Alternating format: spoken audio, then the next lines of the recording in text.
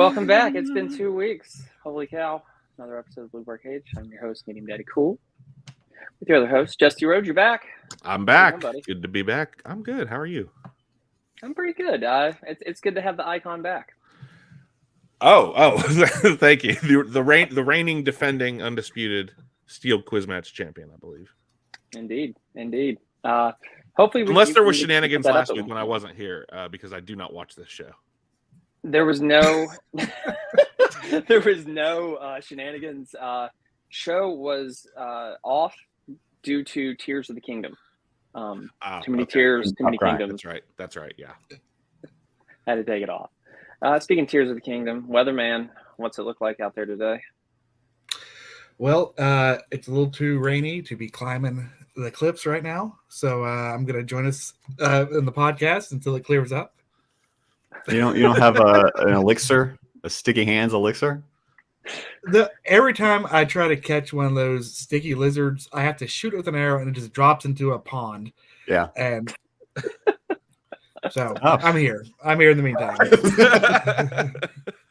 It's not quite sticky enough. And then we got California Kyle with a K. How you doing, buddy? Yeah, hey. We could try any avenue, any other.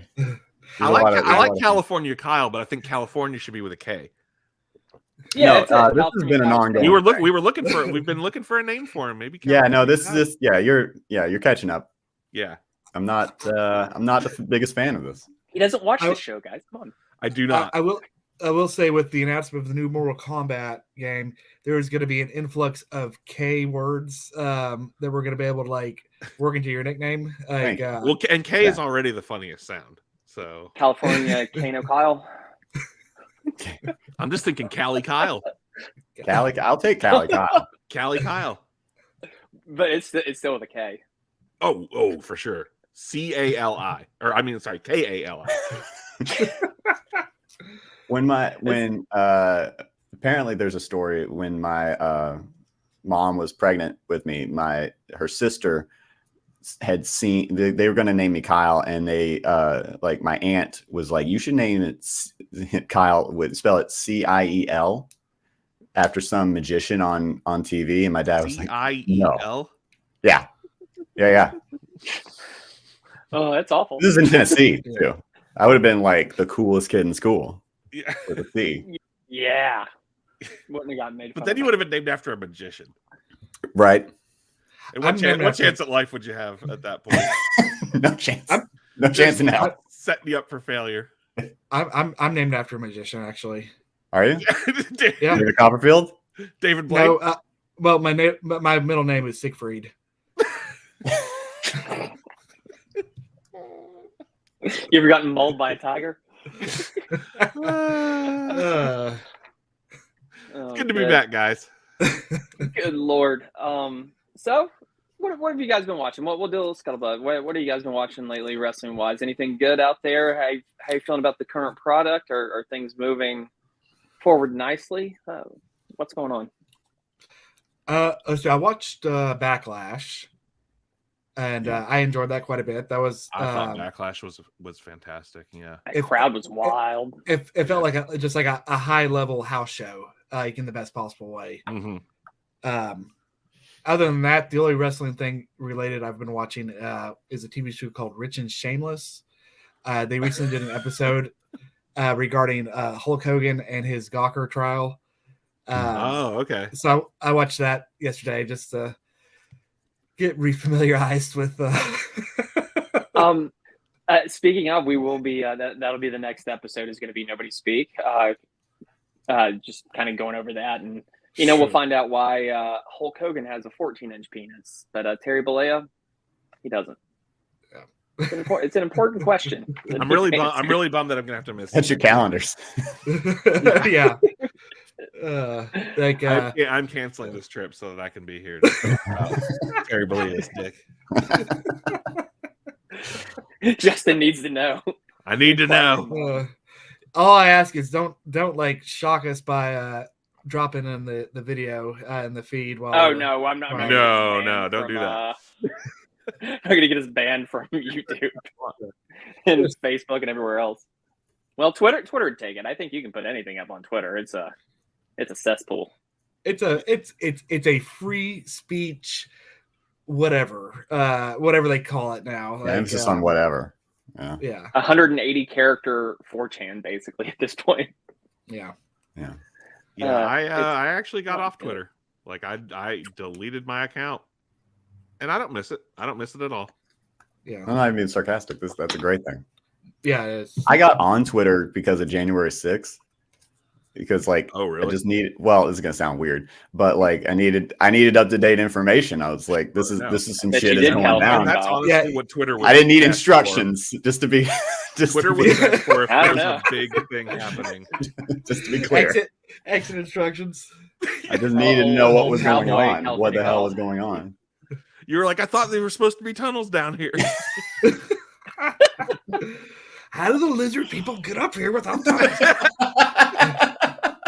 They use the that ability Link has to get. They're so sticky. With those sticky hands.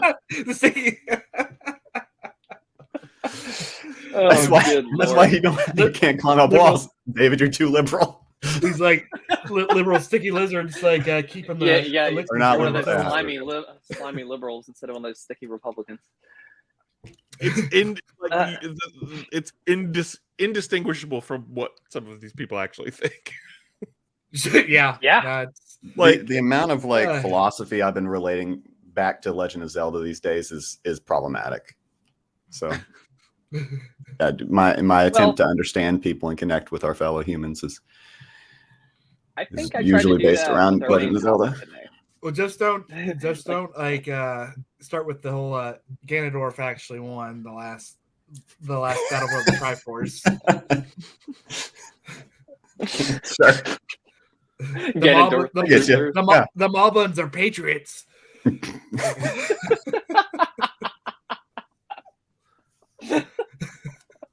Oh God. There's a lot to work with. So, Fertile ground. have you been watching any wrestling, Kyle? No, I've been watching. No, not at all. I watched Backlash, and as a bit of a I thought we were going to do this last week. So right before I thought we were about to start, I watched Dark Side of the Rings episode on Ultimate Warrior, which I would say is a pretty good companion piece to the comic book series. I think it's really funny that like you have however many seasons of Dark Side of the Ring. Yeah, There it there's is. that. I hadn't watched that, but you I got haven't like seen that in years. all these this whole series that's based around like here's how this person fell to drugs, here's how these this wrestling promotion fell to drugs, and here's how this one guy, like Chris Benoit, here's a 2-part episode on Chris Benoit, and then it just gets to Ultimate Warrior, and it's like Ultimate Warrior, what an asshole. Like there's just that's about it. Yeah, I They mean, that's just most of drag that- his that ass whole for an DVD. Yeah. hour. Like he That whole couldn't DVD wrestle. is just people. He wrote some harebrained comic. Yeah. It's pretty funny. All right. Well, we'll talk a little bit about the big news this week, I guess, because there's not really a lot going on in wrestling. Of course, when there is big news, it's always overshadowed by one guy and one guy only. Here it is. once again. Looking extra devilish there. I love CM Punk more and more because of Eddie's reaction to him. Like he doesn't. Oh, I love it. You I have a love the whole choice. You could choose not to follow this No, path. Kyle doesn't understand the interest of the drama behind the scenes in wrestling, and it I just being do. fun to follow. I understand the. There's no bureaucracy. reaction to it. I think No. it's hilarious. I will say something I'm looking forward to with CM Punk is this is his opportunity to come back and be that shit heel that he can be. Like I want him to come back with like a Jordan Peterson kind of gimmick, like where he is, he's the alpha male, and he's like just make you like he's so easy to hate, like, and he knows that, and Like he the needs to Andrew play Tate that up. of AEW. So I am if he comes back like that. I hope he Well, brings yeah, Ace Steel out with him every time he goes. Well, Like, speaking of and he that, still just has like this has just been maybe he has like a wrestling buddy just in his teeth or something. for those who don't know, this week AEW at the Warner Brothers Upfronts, which is where they announced their new slate for TV for the year, announced the new AEW Collision show that will appear Saturdays on, I believe it's TBS, right? TBS? Have they said yet? I think it's the Superstation. Pretty sure. So it's going to be there. It was supposed to be the show. The big rumor is going around more of a hard roster split of the roster with Team CM Punk or people that are friendly toward him or have a good feeling about him, and the guys on the other side that don't necessarily feel good about him, which seems like a weird way to do things. Only there was something missing when the press release came out. No CM Punk. He was left off. The marketing material, and apparently there was marketing material previously created and then removed him from it for whatever reason. And there was, I think, one mention that actually got out there. The mainstream non-wrestling media, the real media, picked it up a little bit, so it got a little bit of attention.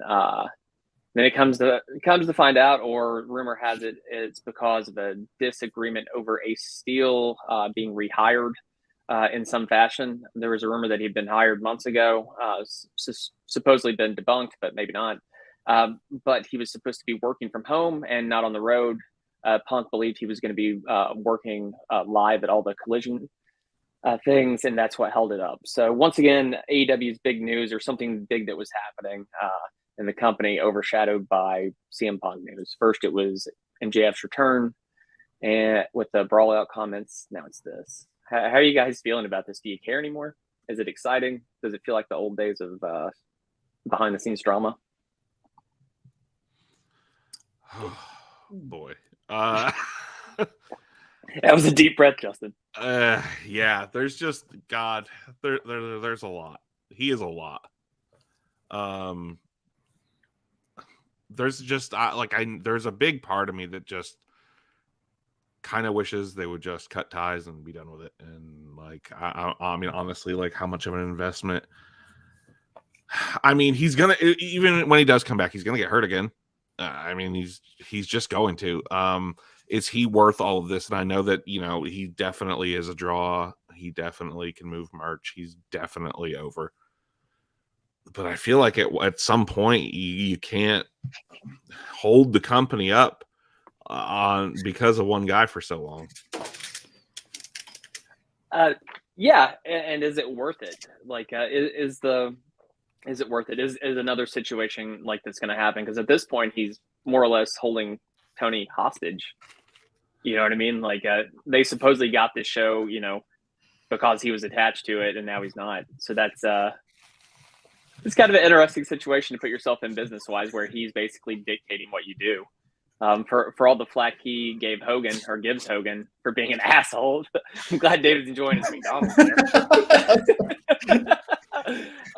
He's acting a bit like WCW era Hulk Hogan. What do you think there, McDouble? I got distracted by David. It's a Bojangles chicken biscuit. Thank you. Brunch arrived, and then the internet kicked off at the same time, so doubled up. Yeah, I mean, I kind of have I don't know if Punk's a draw. There's no argue about that. But I don't. Yeah, is it worth the drama? Like the toxic environment that he brings with him. Which it's getting to something else I saw was kind of interesting. Earlier I had mentioned I had watched the Hulk Hogan documentary on this TV show that actually drew higher ratings than AEW did on the same night. It just kind of shows you there's people are interested in controversy. So maybe if Punk does something crazy, people will be into it. I'm not sure if that show, but I know AEW was also going up against the NBA and NHL playoffs, I believe. So that's part of why the ratings have been down for a lot of the wrestling shows this week and last week. But yeah, I definitely need to watch that. I don't know if, like you said, I don't know if CM Punk is worth it. If all this is worth it, is it worth splitting your roster? I think that like idea has never ever been a good idea since the very first time it was said. I think that's terrible. I think that Tony Khan has he needs to lead, because he's not doing it. If he's going to be the leader, he needs to lead. And I think he's got to put his foot down. And yeah, I mean, again, you don't see this type. I mean, WWE has their own type of drama, but it's like big company corporate shit. Like, you don't see this type of thing typically. Like, Tony Khan has kind of been made to look like a limp dick. Exactly. He announced his show.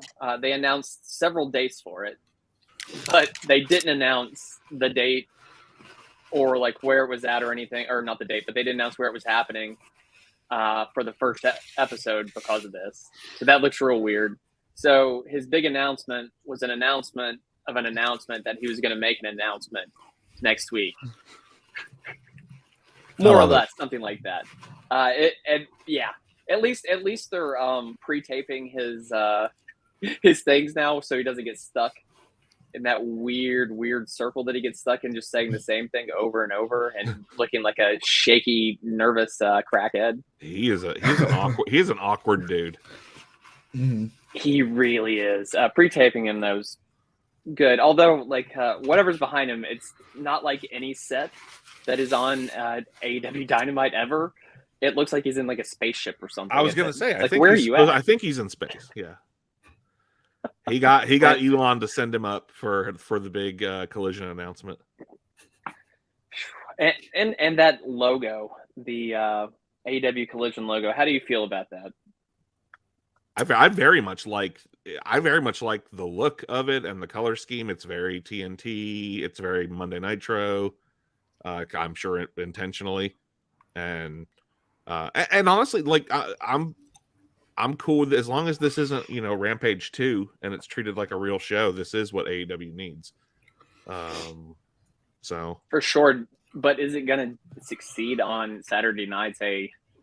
Usually a very, very bad time for television. It's gonna be their. I wouldn't even say Rampage is like what Thunder was to Nitro. Like this, like Collision should be the Thunder to Nitro, like the B show.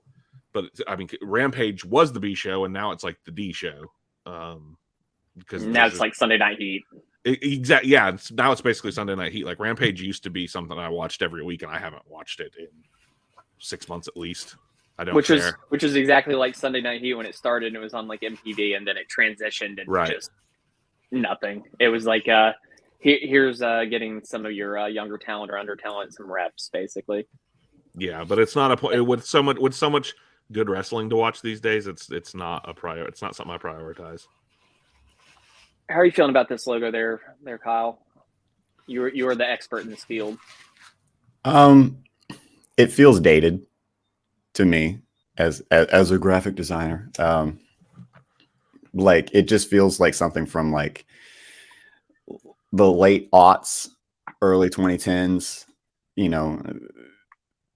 sophomore year of digital media class.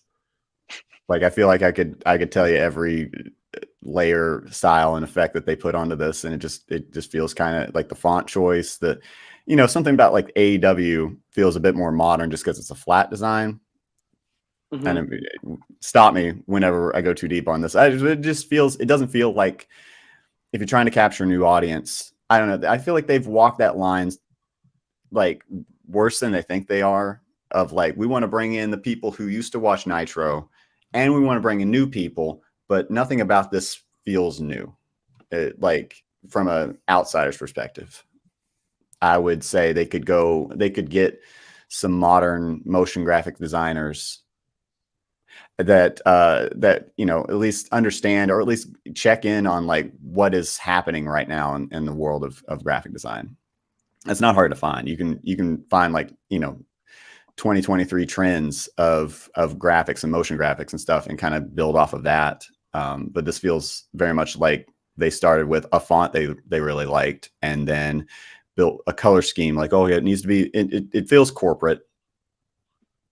Okay, Yeah. fair. I don't like it. Do you think this fits in with the, Short do you answer. like the rest of their branding? Do you like the rest of their branding and logos and stuff? Do you think it looks good, or do you think this is just kind of out of line with it and they're just trying to be WCW here? I don't hate it, but I would say I like WWE better for what they bring to it. I think WWE is always, they've said it before, they're like one step behind so that they have an understanding of like what works and what doesn't. I wouldn't say they're ever on like the cutting edge of modern design or anything like that, but it feels more modern than this does.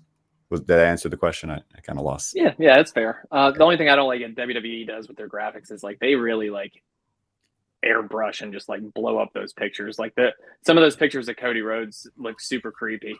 There is a grittiness to some of their match graphics that I really like. I think they're not afraid to do like a grungy feel behind a lot of what they do, but I'm so tired of that. Like so much of it feels like like placating to the fans with that, like the motion matchup stuff. Like that feels so old. That feels so 2003 when it's like they're doing their little stance and they pause. I love that. I love that. I like it. I love it. I love that they don't do it all the time. So like when they show, when they do it, they bring it out for big shows. Yeah, I like that. But I like a good throwback. So fair. I do think like it being on the money. I feel like I mean, we've got high speed cameras. You could have, my favorite, if I may, I'm going all over the place. But my favorite match graphics and everything that's ever been done was the Women's Evolution pay-per-view graphics. I thought those were killer. Like it was like low angle, like stentorian kind of.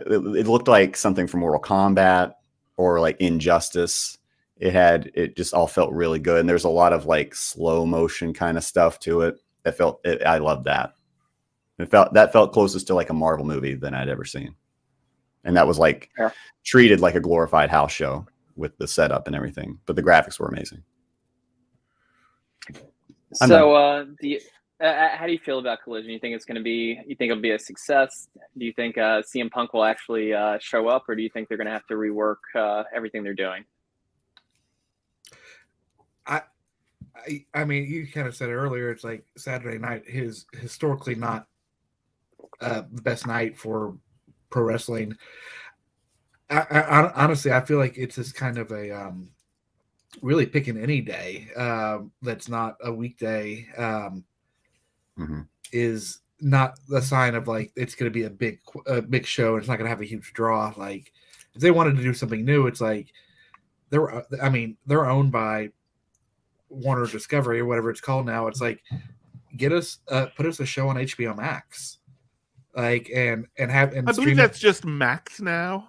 Max, yeah. Like, yeah, I'm glad you came in. I'm glad you came back just to say that. Like, all right, I'm out again. Bye. But yeah, something more like have a time when it's live and you can watch it live, but like make it available. Like, get with this, get with the year. I'm so out of touch with cable TV anyway. Like I don't know if people watch cable. It's so foreign. Like I mean, I don't even know anyone who has cable anymore. Like my mom doesn't have it anymore. Like I signed into my parents' Sling account for Dynamite, and that's pretty much the only time I ever use it. Yeah. Now I've got access to a YouTube TV account, and now that is basically cable. Set up, but even then, anything I watch is from like video on demand. Yeah, it's absolutely miserable to watch something live with all the commercials and. I think that's what's kind of missing from this the Warner Brothers Discovery deal is something announced about streaming. I think it would be great if they had it on streaming because currently You have to be a cable subscriber and sign into TNT or whatever to get it. Or Well, and it would be great to have an means. archive of shows. Like, I mean, you can't. Yeah. There is no way legally to watch the backlog of AEW shows. Like, put that shit up on Max or HBO or whatever it's called. They still haven't said what All In is exactly, or what it's airing on, or if it's a pay-per-view or anything like that. Notice they haven't kind of put that language out there, so maybe that's part of the deal.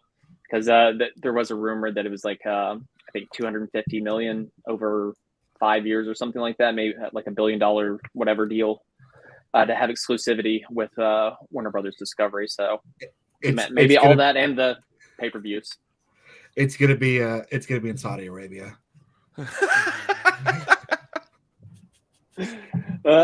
Maybe that and like that's when they would sign Bill Goldberg.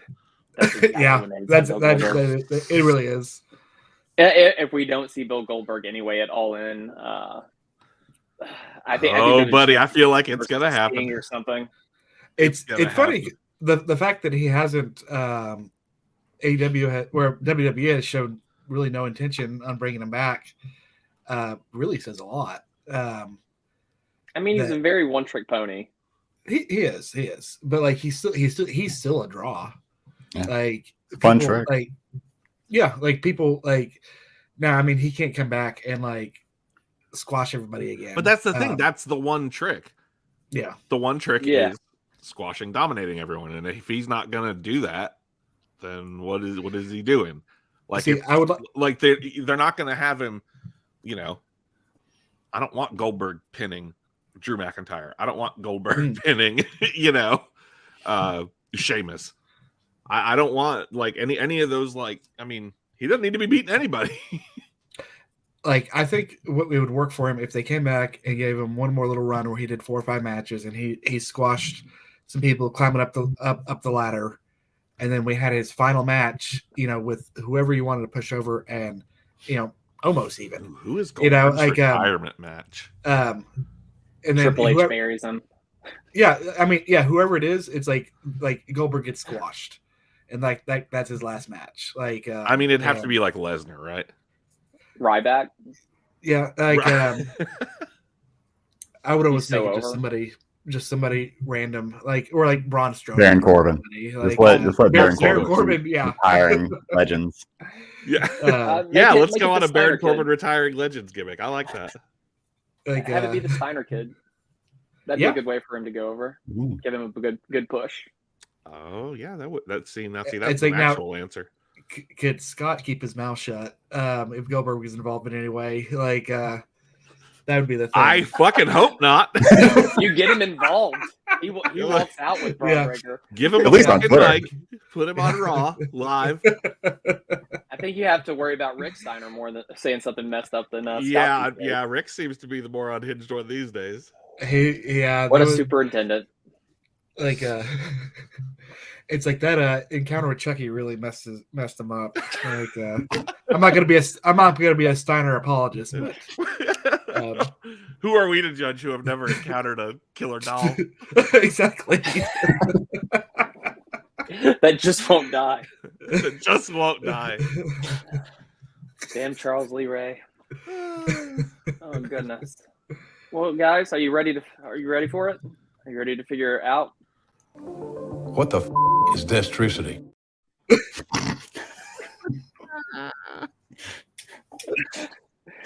do that one time. I'm sorry, could you repeat that? Yeah. Jim? What the is Destrucity? Thanks, Jim. I don't know, Jim. Oh my God. Kyle? What the fuck is Destrucity? In short or in long? I mean, you want me to read from the good book? I would love if you read from the good book. Should we turn in our books to volume 1, page 1? I think it is. It's Genesis, I believe. Genesis. From Genesis to Revelation. I need a dramatic reading from Kyle here about exactly This is first What page. Destrucity is. I mean, I'm not gonna like throw my voice out trying to do it, but here we go. Oh, you got it. Perfect. Yeah, read it. Destrucity. And you got your pronunciation there just in case you fuck it up. Trifold in its definition, therefore meaning 1, the name of the galaxy and warrior. I take it to mean the comic warrior, wherein the terrain of testament lies. 2, the living of one's life in the way of a warrior according to a warrior's 8 disciplines. Those are as follows. And this sounds so much like a Dwight Schrute thing. 1, physical. 2, belief. 3, moment of mastery. 4, attitude. 5, commitment. 6, association. 7, integrity. 8, wisdom.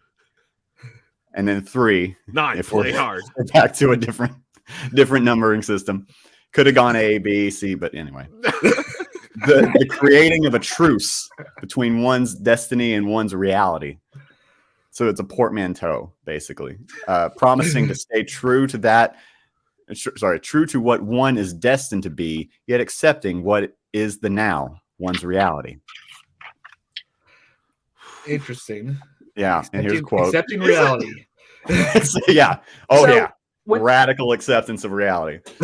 When I was a kid, I thought I was just like not old enough to understand Ultimate Warriors promos. Mhm. And then like as I got a little bit older, around, the time of his third kind of run, I just realized he was off his fucking lid. Like Yeah. he was just insane. It took that Yeah. long? None of it made any sense. It wasn't until like college and I kind of experimented with like psychedelics. So like I kind of got Warrior. Like Is that the only way to truly understand the Ultimate Warrior? Yeah, Is that it sounds about right. I remember I had these. Like I grew up, I had these comics, and Ultimate Warrior was my favorite wrestler growing up. I had his wrestling buddy. Like that's a staple of my childhood.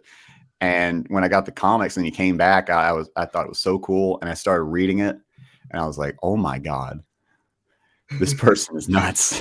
Yeah.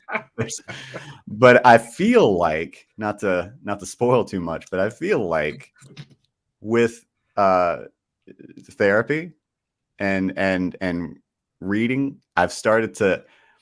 I wouldn't say I understand it. Like I don't believe anything he says, but I kind of get what he's trying to do in a lot of this. I can see that you watch the Dark Side of the Ring thing, and you hear the accounts of his first wife, who, from what I could tell, is just a swell human being, a very well put together person, and just recognizing how much.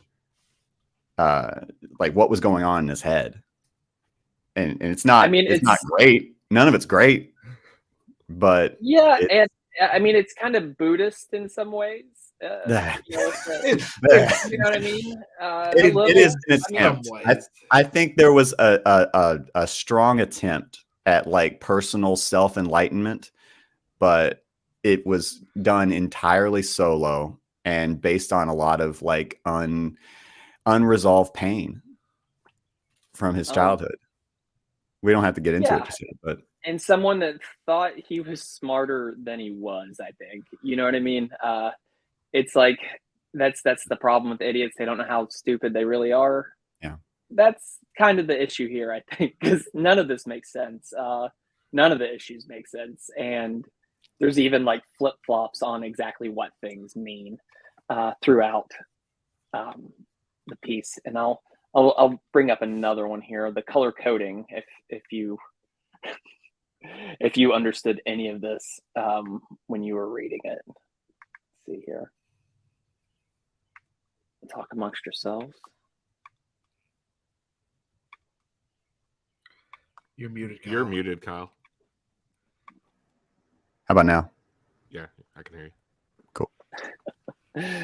So here, within the comic, there's a coding system, and this kind of got reversed from the first one to the second one. Oh. The yellow bubbles are the warrior, specifically the title of the comic. Then there's the blue, purple, whatever that is him, that's right, character warrior and real life person. Then the red, generically speaking, as in he was a great warrior, but not the one. It's a cross between King James version of the Bible and the Smurfs. Like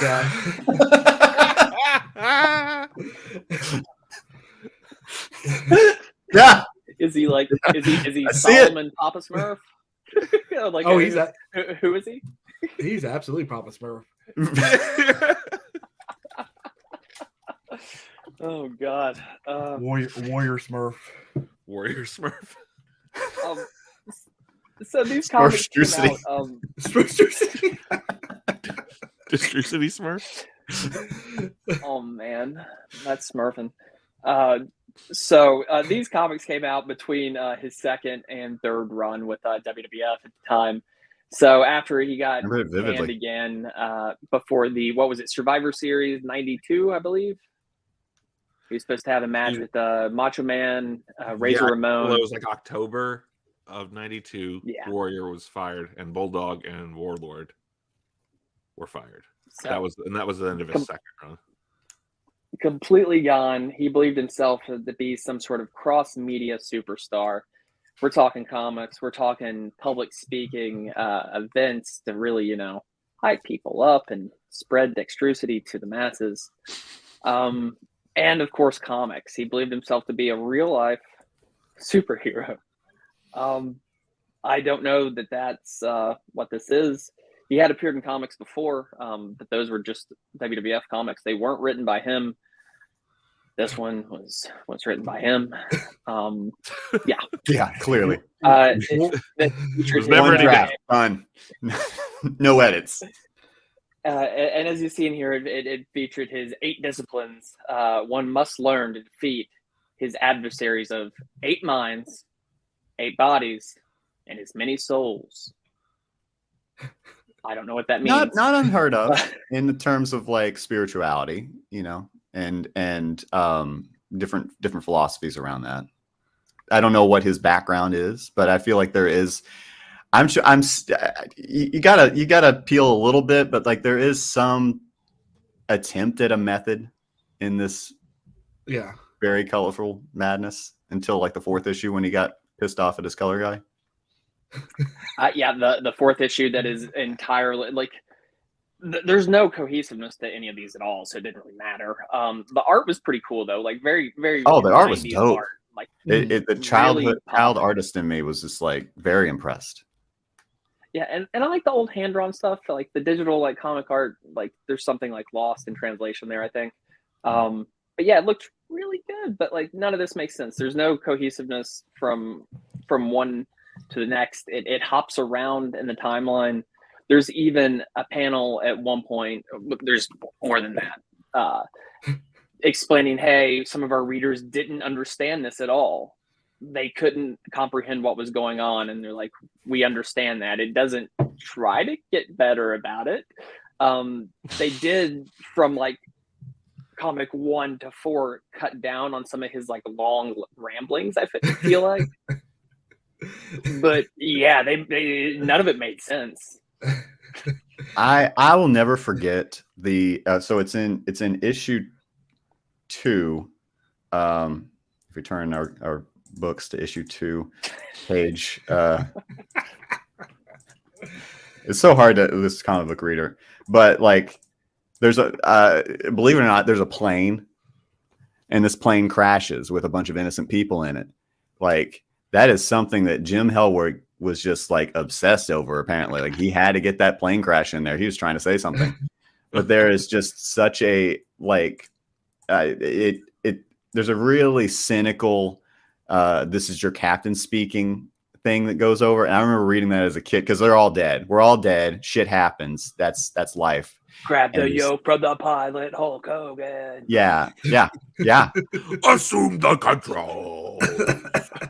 He really wanted that imagery. Like there's something about that spoke to him, and it's in the comic.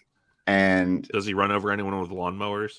It's just dead bodies, and then like And What's that, Hardy? the ribbons, his ribbons are they're sentient. I don't know if you knew that, but they spoke to him, kind of like Doc Ock. I just assumed. Yeah, they have their own. They have something to say too. And he's like like tearing through the flight. Maybe it's issue 3. I don't know. It all kind of gels. Yeah, there's 2 storylines from what one can gather going on in this comic. One is the warrior, him, Jim Helwig, who changed his name at this point, legally changed his name to Warrior because he didn't want to fight the copyright battle and he wanted to use his own name. But there's two going on. There's one, the character, actual warrior, who's just awakened from a coma. Yeah. And then there's the other, he's going on a mental journey upon the terrain of Testament. And here's the question planet, to you, Eddie. I understand. Are we to believe, if we're going to try to make sense of this, that there is a dark warrior that because he battles a mirror version of himself? Does that is that the version of warrior that is then conscious in the world? Because that warrior is a full-blown asshole. And then the one that's in Destrucity world is like on that spirit quest. So is he just like detained in this world while like the demon version of him is out being a dick? Is that what we're led to? I'm not sure. Like, because there is the part where he gets like a kid asks for his autograph in the comic, and he's just like, "Go fuck." He doesn't say anything that makes anything. He's just, and his eyes are glowing. Yeah. And then later on in that same issue, he's getting in a bar fight. Yeah. Like he just starts it. He's just like he feels the need to. That's what I interpreted. That's, I mean, you can, whatever works for you, however you want to interpret it into your life is probably true. If it's true for you, it's true. Yeah, find your own truth. I love that whenever Justin comes back, one of us is rearranged to keep Justin on top. I'm like, oh, I'm sorry, I'll get out of your chair. Yeah, Justin just gonna bury you like Triple H. But yeah, makes no sense. I do like when he wakes up from the coma, he goes, fuck, but it doesn't finish it with a K. And then he's like, I'm about to open a can of butt kick. So I think that might have been an edit. I think there could have been somebody could have come in on the last second and changed that around. The writing for this, I just imagine that he didn't actually write anything. He took a microphone and just talked into it for 45 minutes and then had somebody transcribe it. And do you think he did the voice? Oh, of course he did the voice. Don't do the voice. He's like when the inflection of my voice changes, you need to change the font in the text.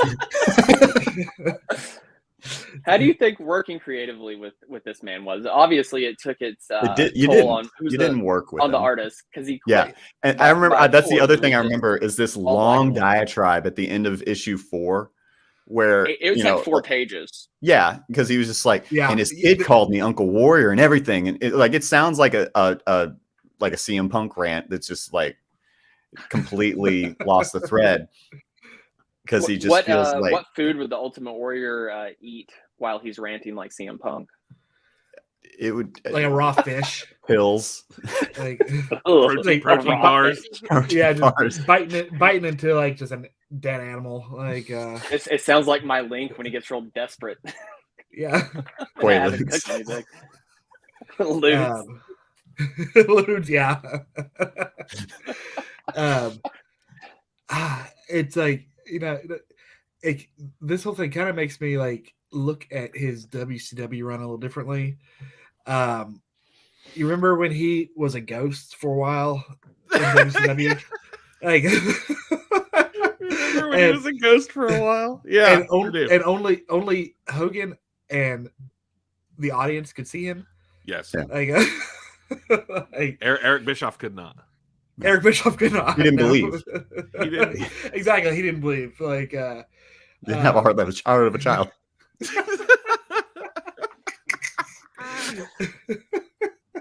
Or a dog, I guess. I don't know how those work. So when this was going on, only he with a heart of a dog. So when this was going on too, like, and WWF had already signed him back, and they're bringing him back in 1996, and he's going to appear at WrestleMania 12 and wrestle old Papa H. They fly to home and have a meeting with him. They, pronouns pal, or I think it's Vince and his crew there, his inner circle. And he doesn't want to talk about wrestling the whole time. He talks about Destrucity. So they kind of, alarm bells are flashing. And 6 months later, this whole thing, Comic and his WWF career, in the ring at least, come to a screeching halt. But we did get a couple things in these comics that were interesting about WWF related.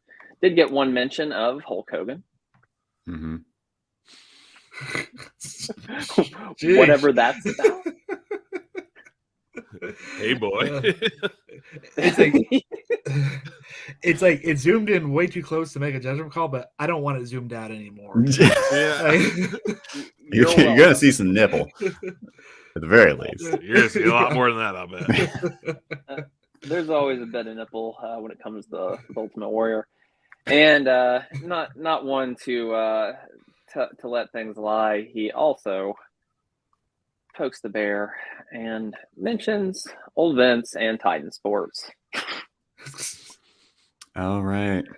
Asked to make sense of it. I can't. None of it makes sense. Decent drawing of old Vince, though. Yeah, different artist at that point. Didn't like this guy. I mean, I like the cross hatching. I thought that was really cool. But just the character design looked completely different. And that's something that happens a lot of times with like a comic series that you get into for the art. Rat Queens was similar. Like somehow there's always a falling out with the artist and the writer. And for whatever reason, and this seemed to be, no one could stand the Ultimate Warrior in real life. But yeah, that's reasonable. Like the argument you made earlier, Kyle, saying that the Dark Warrior was the warrior on our physical plane of existence. Yeah. Like in a way that kind of makes sense because all these documentaries we see about him, we just talked about Dark Side of the Ring, is like he was an asshole. Yeah. I was like, but like, look at the end of his life. Like when he came back to WWE, he made amends with everybody he possibly could. Mm-hmm.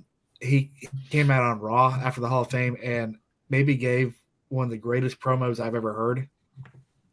And then he died. Yeah, punctuated. Promo I mean, poetically, I died. It was poetic. Like it was kind of beautiful in a way. And they kind of learning after the fact that he had made amends with everybody. Mm-hmm. And tried to fix everything he could at the very end. It was just that was just such an insane time too. Like I was like really hardcore back into wrestling at that point. And like Punk leaving not long before, the whole Daniel Bryan story leading up to WrestleMania and the Warrior thing was just shocking. Yeah. That was a crazy time. It's like early 2024, or I mean, sorry, 2014. Yeah, it's crazy. It's almost been 10 years. Yeah. Yep. There is something to that, David, that I did kind of want to touch on. You're talking about like dark sides and stuff like that. I mean, not to over therapize this too much, but there's like his first wife, whose name escapes me at this point, talks a lot about like his inner turmoil. And like apparently when he was 12 years old, his dad left, and that he took that very hard, as anybody probably would. What? At me. Oh, I was just gonna say his ex-wife's name was Warrior with pink letters. With pink letters. Pink asterisks at the front. Yeah. There's a butterfly versus Dana Warrior, which is yeah. Fair. Well, this is when he was still going by Jim, and but like he always had a lot of insecurities. She said, like that he felt, like a very scrawny little kid, and you can kind of just see that progression of a person who his dad left. He probably took a lot of that on himself and had a lot of self-loathing and anxiety and paranoia that would come from that. Because that happens. And then just did everything he could to break away from that little kid. And it may just be me grasping at straws here, but in issue 2, the whole like mirror warrior thing, like he fights what originally is like a lion thing, a saber-toothed tiger thing. Breaks it apart, which then smile it on. Yeah, which then in comes like the Shang Tsung to the Goro is mirror mirror warrior, like metallic warrior, and then they fight. And then when he defeats metallic warrior turns into a child.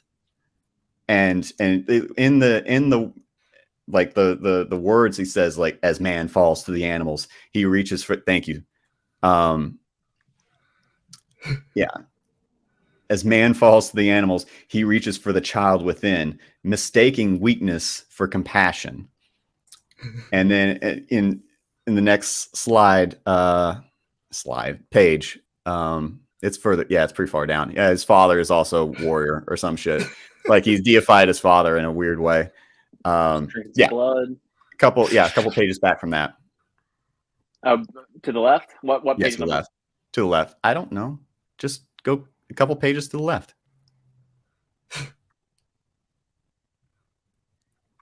Well, shit. I don't know. Are you on issue 2?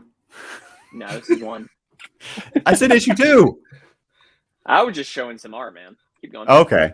Well, so there's a child version of Warrior that pops up after Mirror Warrior has been defeated, and then the Ultimate Warrior like shatters him into a million pieces, saying that like, I will entertain no weakness or what is of no consequence anymore. Like he kills his inner child. I feel like it's not a huge stretch to think this is Jim Hellwig kind of saying, in order to grow past the pain of in trauma of your childhood, you have to destroy that part of you, which is patently false. Is like not the way to go. It's not how. It's a way to go if you want to turn into an asshole. And I feel like he just never really dealt with his shit, is my summation of this comic. It's so much of him like trying to philosophize how to grow beyond your past and your weakness, what he perceived to be weakness. And he decided the best way to do that was to conquer it, to get strong, to not be any version of that little boy, rather than showing another way of looking at it. Another possible thing he could have done is to show compassion to that little boy. I think he took a lot of that stuff on to himself, and it made him very paranoid about other people because he didn't trust these parts of himself. And I think that's what a lot of people saw, is just that pain cropping up. Finito. That's all I got. Yeah, no, I mean, like, this, it gave me kind of the vibes that Sting's little movie that he made gave me, where it's like, it's some sort of spiritual journey, and they kind of, wrestlers, the theatricality of pro wrestlers, everything has to be dramatic. What a fork in the road, but for the Blade Runners, right? Yeah, like they all in a way kind of like, here's my take on religion and spirituality. Yeah. I'd like to see a table of 3 with like Shawn Michaels and both of them all just talking religion. Sure, jeez. That would have been awesome. that could have been really interesting. Can you imagine? Like, it's a couple pages ahead there. Eddie is he fights a tiger, then he fights himself, which feels very Mortal Kombat the movie. But X-Men When 1. are they making these action figures? Right. These Is supremely this the inner muscle. child I think stuff? that's more muscles. Yeah. So like Mirror Warrior is defeated and then reverts back into his inner child version, and then Ultimate Warrior has a treatise, a diatribe on weakness of the inner child, and then he kills his inner child, just smashes right through it, which I think is like Nick maybe that not the way to go. What a piece of art and what a piece of work. Good Lord. I did pull something up here from the Ultimate Warrior himself. Dug it out of the archives. It's about a 2-minute long clip, so I'm going to show it to you guys. This is the Ultimate Warrior at Comic-Con promoting. Oh boy. All right, I'm here with the Warrior. How you doing, brother? Hey, Phil, thanks a lot, man. Thanks for having me today. So tell me a bit about the comic book. This is a new thing for you, eh? Yeah, it has. Actually, not so new. We worked on the first issue for about 8 months, but the whole project is new in this evolution of what has come to be the Warrior outside the ring, or how I live my life. Now, I was looking through the book, and it seems like the character of the Warrior uses his head more than his muscles, you know? Yeah, the attraction to the Ultimate Warrior thing is and always has been, is his level of intensity. The Ultimate Warrior character is the guy, somebody has already crossed his line, he explodes. The comic book, compared to how important it is to you compared to the wrestling, say? The comic book is more important to me. One of the disciplines of living your life in the way of a warrior, and I call it destrucity. It's about making a truce between your destiny and your reality. All right, Warrior, tell me about the comic book. The art or writing? James Callahan does the artwork on it, man, and like I said, we worked on #1 for 8 months, and one of the reasons was finding an artist that grasped it, because a comic book can be told without even words. Mm-hmm. A good comic book artist can tell a story just with the pictures.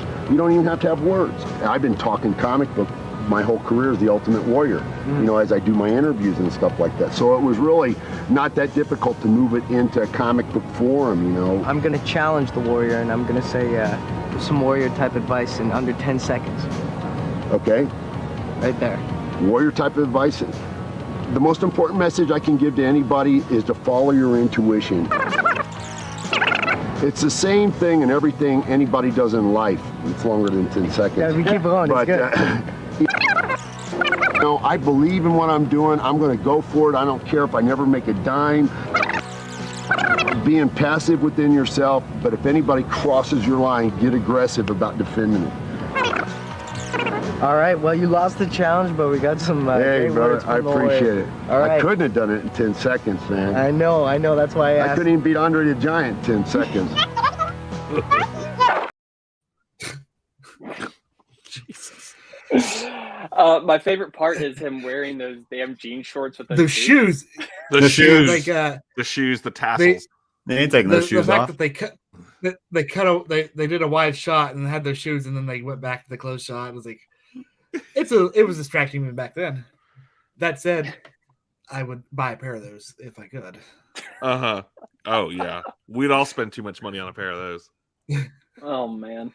So there it is. The definition of dexterity straight from the horse's mouth. Eddie, you've been saying it wrong this entire time. It's destrucity. Say it. Get it right. That's what I said. You said dexterity. Who cares? Destrucity. It's a made up word. It's not. It is a made up word. Anyway. Yeah. Well, making a truth between your destiny and reality. If you could say it right, then you'd be able to join the rest of us in seeing the ghost of the Ultimate Warrior behind you right now. Mm-hmm. Yeah. Oh, I see that. Yeah. That's why I've been nice to him this entire time. Yep. You're about to get bloody so married. Kyle's been all philosophical here. He's doing some shrink work. Justin, he on, fights Jim demons Hellman. too. Did you know that? I assumed. He fights demons in the And- afterlife. This is a story that Dana Warrior told about 5 years ago. Oh, talked yeah, about it you last missed that episode. one. Yeah. Her house is haunted, bud. With the Ultimate Warrior fighting demons. Oh, cool. It's Cool. like- Okay. Taking that into account, actually, good thought, Kyle. Do you think the Warrior, Jim Hellwig, whichever version of him you're talking about, do you think he made a truth between his destiny and his reality here in the end? Do you think he did? You asking all of us? I'm asking you, Kyle. Oh. I think he was at best a burdened man, and I think his story is a cautionary tale towards dealing with your shit, and not in a way that's like, I don't like, you can become very egocentric and look very inwardly to try to push down a lot of things, and in the end you can't, it's that stuff in the basement that everybody talks about, like, it doesn't go away, and if you don't deal with it, it'll deal with you.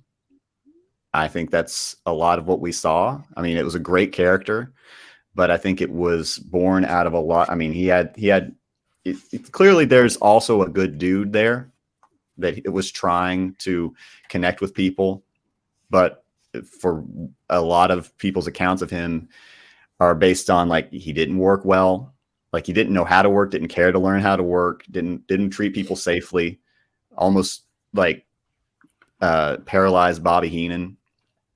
And he basically is, for what you're saying, basically is he's frozen in that moment that his dad left him, and he never kind of grew past that moment because he never dealt with that trauma. He was kind of like a superhero, right? And some, I mean, yeah, it's some Batman shit. Yeah, if Batman was just an asshole. Like, if it's Zack Snyder's Batman, then there you so go. I think he was getting closer and closer. I think it, and none of us are one way all the time.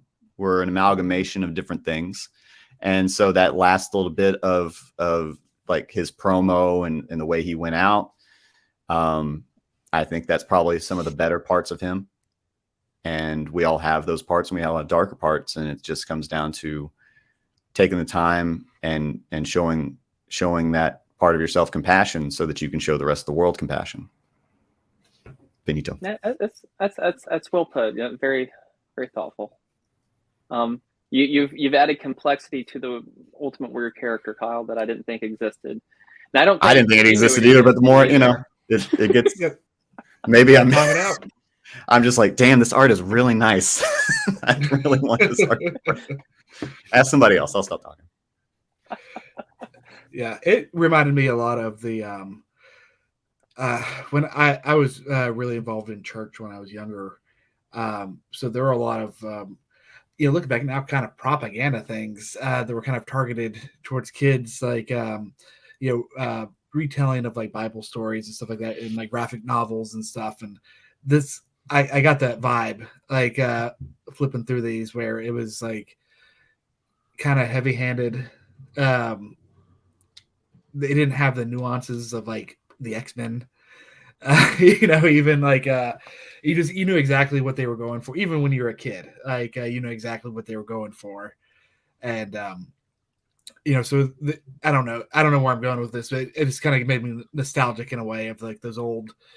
I'm trying to think of that graphic novel I used to read when I was a kid, but it was the same kind of thing. It was just like physical, like embodiments of like trials and tribulations, things that wouldn't really happen, but if you've got the power of the warrior or the power of Jesus Christ or who have you, like you can overcome it. So got me here today. May the warrior be with you. Like he is right behind Eddie. Justin, how do you feel about it? I have All these nothing years more later? to add. I don't. Well, I hope everybody found some inner peace here, and I truly hope that we can all, come to a good of resting spot as the warrior did, maybe not as abruptly, and we can make the truth between our destiny and our reality. I feel pretty destructivized. I feel like we honestly found out. What the is destrucity? And really, thanks to Kyle. What I do? Kyle, I'm glad you've been doing some. You explained destrucity. Oh, I guess so.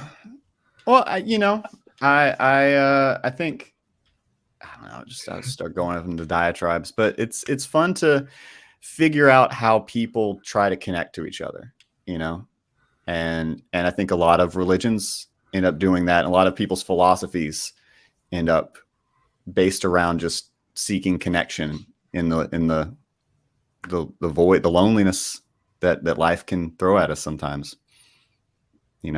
I learned very recently there's a difference between loneliness and solitude. Loneliness is like the pain of being alone, and solitude would be like the journey and the beauty of being alone. Find things that you can find out for yourself. And I think a lot of people try to go down that road, and sometimes they go too far down that road by themselves. And I think that's what happened here. Maybe some guidance from somebody. He just got to that third rep, and he was just like, "I got it. I figured it out. It all makes sense now." That's that one warrior nation, like started a faction with one person in it.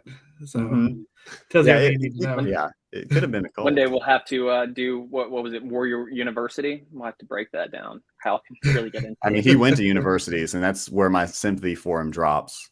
Yeah. You ever saw those videos? Yeah, those are rough. I forgot to mention he's a bigot. Like this is not. No, let's not forget he also became a bit of a bigot. A little bit. Yeah. Hopefully he found peace with that too after he was pretty much cast out of society. But next week, Kyle, look for your psychological thoughts on why Hulk Hogan's penis is 10 inches, but Terry Bollea's is not, as you watch the Netflix documentary every speak. I gotta watch it. I hope you're excited about it. You're not gonna watch the documentary, Kyle? You don't like I'm not gonna philosophize it. I don't know, man. You're gonna want to like this documentary wax poetic. It proves that wrestling is evil. It proves that wrestling is evil and is a detriment to society, in my opinion. Really? Yeah.